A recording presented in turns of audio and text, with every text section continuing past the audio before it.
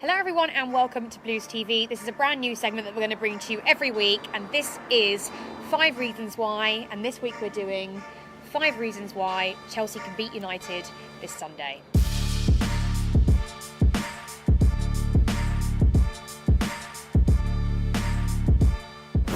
In at number 1 is none other than Frank Lampard. Now this is a debate that could be argued both ways, I think, but for me, I think Frank Lampard has the upper hand over OLE. Purely because I know he hasn't got as much managerial experience, but I do feel like, you know, OLE did so well for United and they gave him a contract, and then all of a sudden things started not to go out, you know, they started to go down the pan a little bit. Now, I think Frank Lampard has the opposite effect, where he's come in and we're seeing players like Ross Barkley firing in goals in pre-season. I know pre-season isn't everything, but you have to say Ross Barkley's had an amazing pre-season so far. You're seeing goals from Pedro like that. It's like the players have all of a sudden got a lot more confidence and motivation to do better, and that's what you want in a manager, isn't it? I agree with you on the opposite effect, because I think there's a lot of pressure under you when you take on the Manchester United job, and what you said about Ole when he first got the contract and then United's form just dipped, just a prime example of it. And I think for Frank Lampard, he's got the complete opposite, where he's come to Chelsea, we've just lost Eden Hazard, we're in the middle of a transfer ban. There's not really that much pressure on Frank Lampard to succeed. There was the rumours that Roman Abramovich had given him 2 years minimum to work on this Chelsea squad. I think Lampard's got time and he's got patience by his side. And I think all of that, compared to the pressure that Ole has to succeed under as Manchester United manager, I think that could work into our favour. Yeah, totally. And I think actually you have to take into account as well that Frank Lampard did have a very impressive first season as Derby manager. I mean, you ask Derby fans and they all say, you know, if you'd given them a playoff place in the final that year, they would have taken it. You know what I mean? Yeah, they were saying they hadn't seen a mentally stronger Derby side like that in Exactly, years. And I think a lot of that is down to the fact that not only is Frank a Chelsea legend, you know, he's also worked under some of the best managers in the world, and he knows, he relates to the players, he knows how they're thinking. I'm not saying Ole wouldn't, because he obviously is an ex-player himself, but I'm just saying that I do think the change we've seen in his Chelsea side since Frank Lampard has come in, from players that have not reached their full potential in previous seasons, is second to none. So I do think in that sense we have, I don't know, better energy at the moment. I do feel like we're positive energy, especially in the fans. Yeah, especially as well because of the transfer ban. Do you know what I mean? So, Frank Lampard, I think, has the edge over Ole. We'll see what you lot think about that one. In at number 2, I'll hand it over to you for this one, Lewis. Number 2, we're going to go for Manchester United's midfield. Now, obviously, Manchester United have Paul Pogba in their midfield. I'm not saying anything about him. I'll say plenty about him. But look at the rest of that midfield. Now, I got the list of it just up here. Now, you got Juan Mata, who I've got no hate for, Chelsea. He's a Chelsea great. Yeah, Jesse Lingard speaks for himself. Pereira, Fred, James Garner, Scott McTominay, Taif Chong, Angel Gomez and Daniel James. And Ethan Hamilton. Now, some of them have had an impressive pre-season. No, they've had an impressive pre-season, but this is Manchester United we're talking about. And for a club at that stature, and a club that's meant to be at that level, for the club that's won the most trophies out of any other team in English football, to have a midfield like that, if that's not ringing question marks to you lot as United fans, then I don't know what will. That midfield is very, very underwhelming. And if I were you lot, I'd be scared shitless. Exactly. So, just to prove our point, who do you think in our midfield has the upper hand over them? Oh, Jorginho, Kovacic. Right now, based on pre-season form, you can add Ross Barkley into the mix. Kante by default, because he's better than all of them. Oh yeah, totally. But then that's already 4, and that will just fill their whole midfield already. Say no more.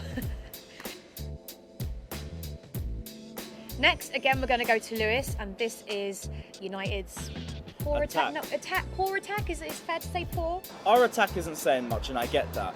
But the thing is, our attack hasn't disappointed us for years and years on end. A lot of those players are players who are just coming back to our team, coming back to our system. They're mostly on a clean slate. Look at United's Alexis Sanchez, Lukaku, Rashford, Martial. These are players that have underwhelmed at Manchester United for years. I mean, Lukaku, the trampoline, speaks for himself. Alexis Sanchez has earned 40 million plus at Manchester United, and I don't know what he's done to deserve it. Martial, well, that didn't is pay he off, in the did it, mood or is he basically? not in the mood?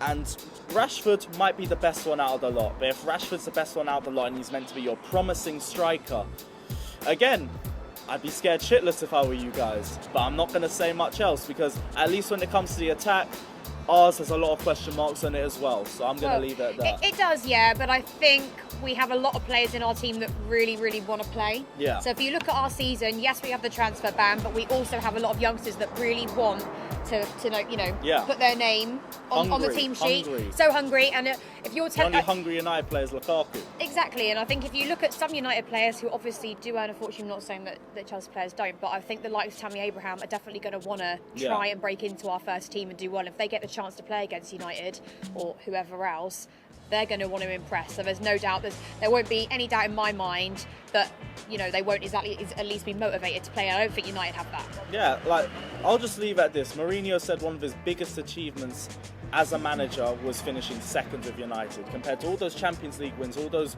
Premier League wins as Chelsea manager, finishing second with Manchester United. And the only thing that's really changed with that team is their defence. So I'm just going to leave it at that. Okay.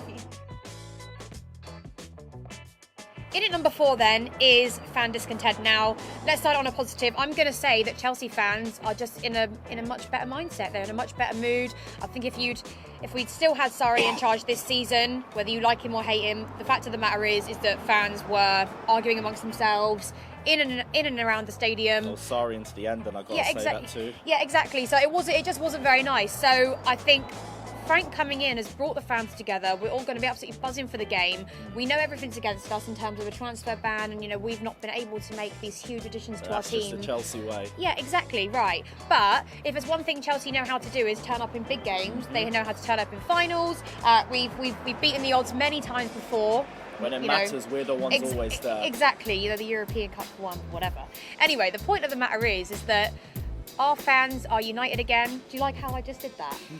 Anyway, yeah, our fans have come together again, and I just feel like on the day we're going to have a lot more better atmosphere. We don't have any issues with our board at the moment. We're very, very happy with what they've done with Frank. They've brought in Jody. There's lots of other background staff that are doing really well. Fly. Yep. And I don't feel like they have that at United at the moment. Nah, I mean, with Chelsea, there's been issues with the board. There's been question marks and everything like that over the last couple of years, but we've seen a lot more football-minded people coming into the club, like Petr Cech, Jody Morris, Frank Lampard, just for some, Claude Makelele as well, rumours of Didier Drogba joining.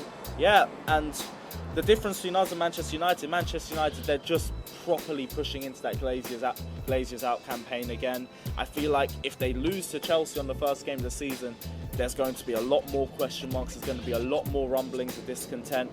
And I feel like for Manchester United, they need this win a bit more than we do.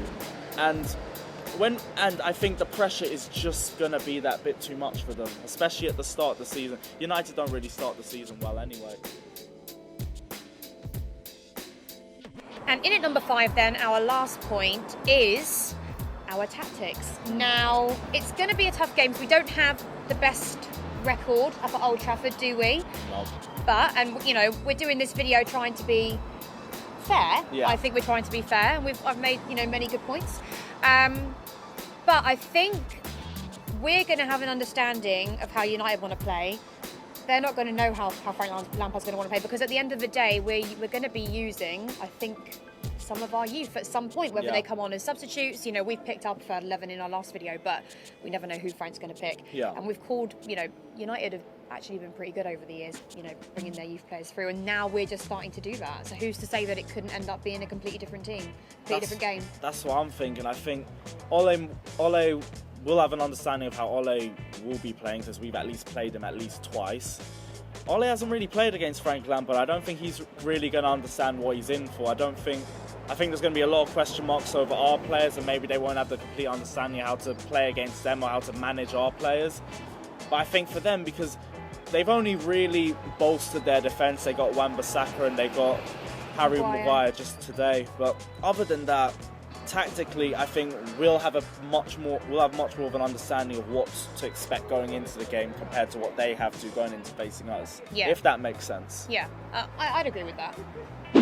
So there you have it. Those are our 5 reasons why we believe Chelsea will beat United on Sunday, the 11th of August. Comment below, let us know if you agree with us. Where do you think we'll struggle? Do you think we'll come out on top? And of course, if you like this video and you want to see more, click the subscribe button.